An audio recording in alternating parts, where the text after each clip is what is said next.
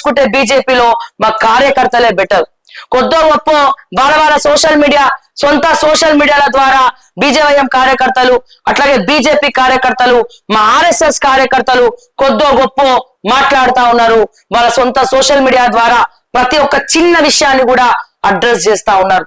కానీ 8 మంది ఎంపీలు, 8 మంది ఎమ్మెల్యేలు ఇంట్లో టీలు, టిఫిన్లు, కాఫీలు, బ్రేక్ఫాస్ట్లు, లంచ్, మళ్ళీ డిన్నర్, లేకపోతే బీపీ ఉంటే బీపీ టాబ్లెట్లు, షుగర్ ఉంటే షుగర్ టాబ్లెట్లు వేసుకొని ఉంటున్నారు వాళ్ళు. 8 మంది ఎమ్మెల్యేలు, 8 మంది ఎంపీలు. ఇది నేను కాదు, ఇది నేను అంటున్నారేమో. మళ్ళా మా రఘునందన్ రావు గారు కోపం వస్తుంది, మా ఈటెల రాజేందర్ గారు కోపం వస్తుంది, మా బండి సంజయ్ గారు కోపం వస్తుంది, మా అధ్యక్షులు కిషన్ రెడ్డి గారు కోపం వస్తుంది. కానీ మీకు కోపం వస్తే వచ్చింది, కానీ బయట టాక్ ఏందో మరి మీ వరకు తెలియాలి కదా. పదవులు వస్తే సరిపోవు. ఆ పదవులను జీవితకాలం కాపాడుకోవాలంటే ఎల్లప్పుడూ ప్రజల మధ్యలో ఉండాలి, ప్రజా సమస్యల మీద మాట్లాడాలి.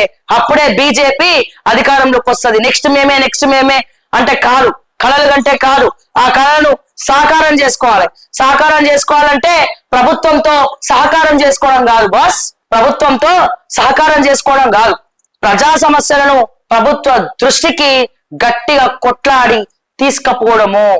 ఇది గుర్తుపెట్టుకోండి దయచేసి. ఇది మాట్లాడాల్సినటువంటి అవసరం ఉండదు. ఒకళ్ళంటే ఒకళ్ళు పడదు. అదే రాజాసింగ్ అంటే ఎవరికి పడదు. అటువంటిది మన శోభయాత్ర పోతే అందరూ పోయిండు. ఎందుకు?